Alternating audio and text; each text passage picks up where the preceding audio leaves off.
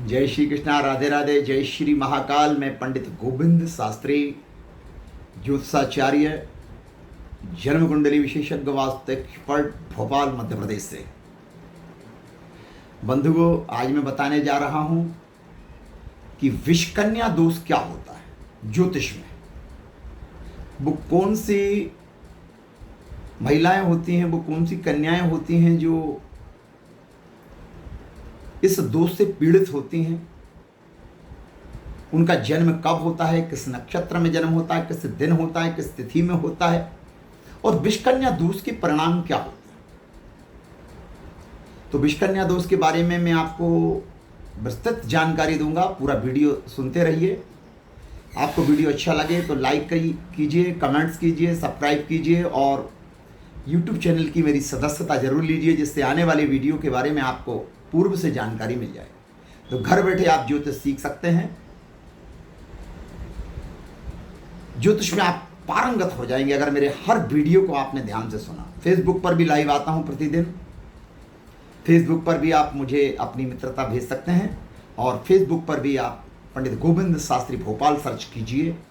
मेरे फेसबुक पर भी बहुत सारे वीडियो पड़े हुए हैं, आप उनसे ज्ञानार्जन कीजिए। तो आज मैं बताने जा रहा हूं विषकन्या क्या होता है, ये दोष क्या होता है, विषांगना दोष क्या होता है। तो जिन कन्याओं के जन्म रविवार के दिन होते हैं, रविवार का दिन हो, द्वितीया तिथि हो, शतभिखा नक्षत्र हो,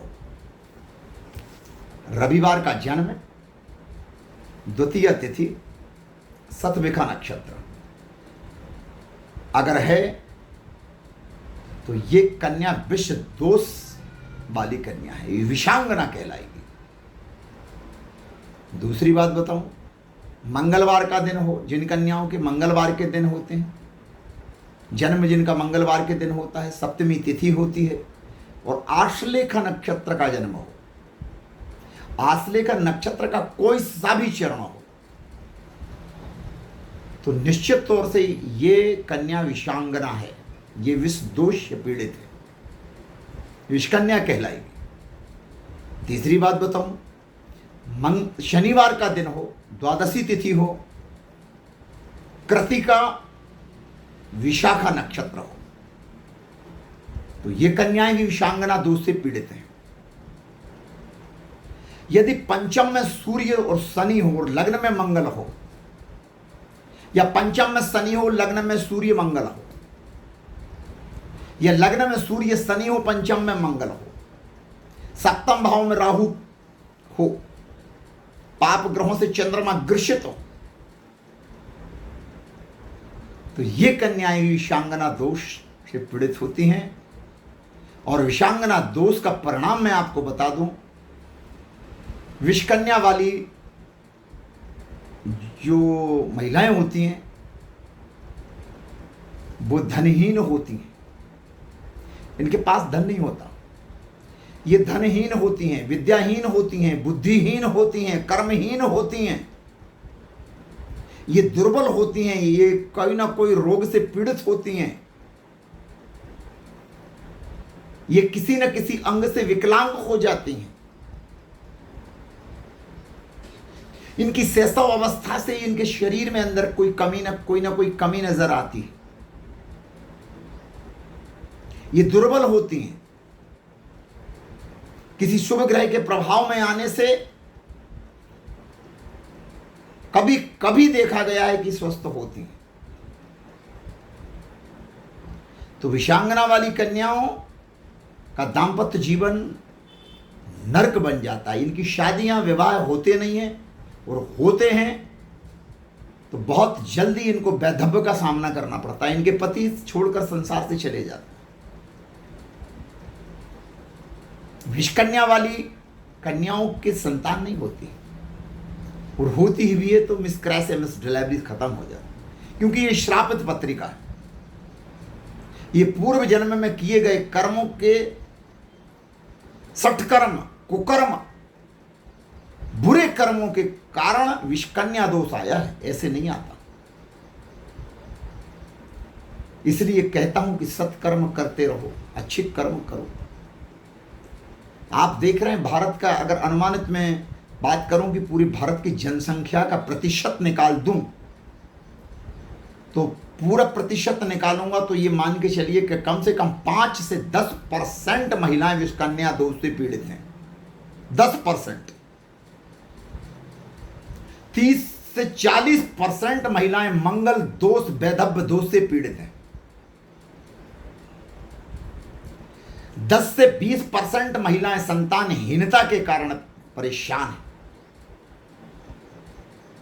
केवल 10 से 20% महिलाएं ही सुखी हैं, जो अच्छी आजीविका कर रही हैं, स्वस्थ हैं, दाम्पत्य जीवन जिनके अच्छे हैं, धन धान से परिपूर्ण है, कोई रोग नहीं है, वो केवल 20 से 25 या 30% अधिकतम, बस इससे आगे नहीं।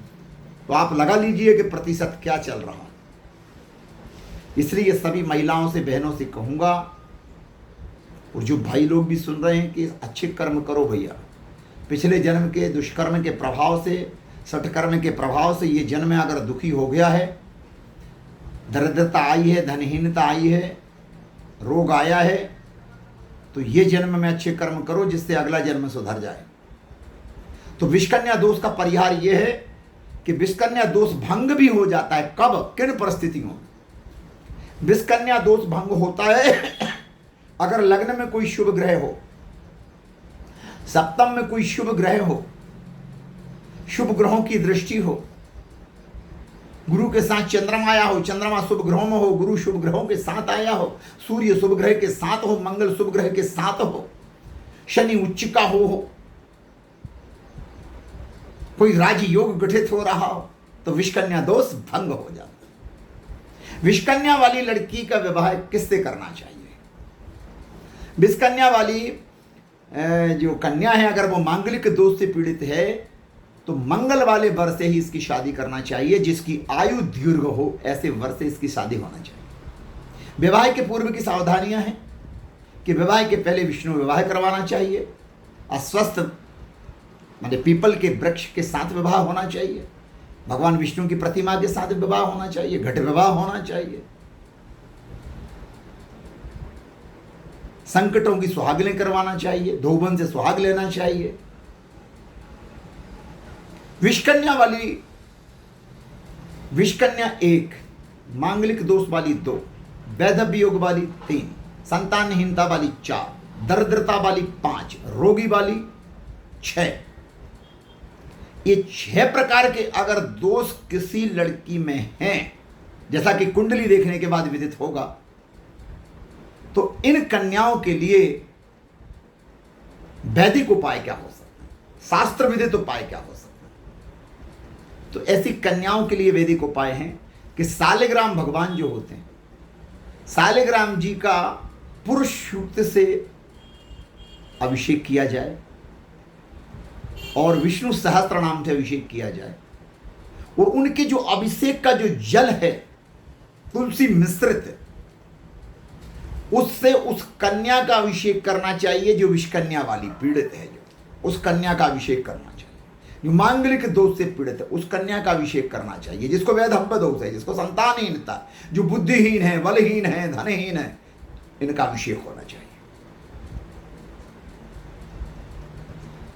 विषकन्या दोष भंग हो जाता है। सावित्री व्रत करना चाहिए, मंगला गौरी का व्रत करना चाहिए ऐसी कन्याओं के लिए, और 9 कन्याएं बुलाकर घर में 9 कन्याओं का आमंत्रण करें, कन्या भोजन का व्यवस्था बनाएं, और कन्याओं के पांव पैर जो हैं वो घुटने से लेकर के उनके पंजों तक, नाखूनों तक अच्छे से धुलवाएं, खूब अच्छे से धुलवाएं। उनको कुर्सी पर बिठालकर, ऊंचे आसन पर बिठालकर अच्छे से धुलवाएं, और इतना जल से धुलवाएं कि कम से कम 1 से 2 बाल्टी जल उन 9 कन्याओं के चरणों तक निकल जाए। फिर उस जल में कुशा डालकर विषकन्या वाली लड़की का स्नान कराना चाहिए, तो विषकन्या दोष का प्रभाव कम हो जाता है। 9 कन्याओं के लिए भोजन करवाना चाहिए, उनको वस्त्र आभूषण देना चाहिए, उनको फल देना चाहिए, उनको सम्मानजनक दक्षिणा देना चाहिए, तो विषकन्या दोष का परिहार हो जाता है। वैदिक उपाय में जो पाप ग्रह आए हैं उन ग्रहों का विधिवत आप उनकी शांति करवाइए और फिर विवाह कीजिए, अन्यथा जीवन नरक रहेगा। कोई नहीं बचा सकता इनके दुख को। तो विषकन्या के बारे में आज हमने आपको संपूर्ण जानकारी दी है। मेरे YouTube चैनल को आप लाइक करें, कमेंट्स करें। अगर आपको वीडियो अच्छा लगता है तो शेयर करें, लोगों को और लोगों को भी जानकारी मिल सके। सब्सक्राइब करें, बेल आइकन दबा दें और YouTube चैनल की सदस्यता लें, जिससे आपको आने वाली वीडियो के बारे में पहले से ही जानकारी लग जाए। तो आज के लिए इतना ही। मैं पंडित गोविंद शास्त्री भोपाल से ज्योतिषाचार्य आपके बीच से विदा लेता हूँ। जय श्री कृष्णा, राधे राधे, जय श्री महाकाल।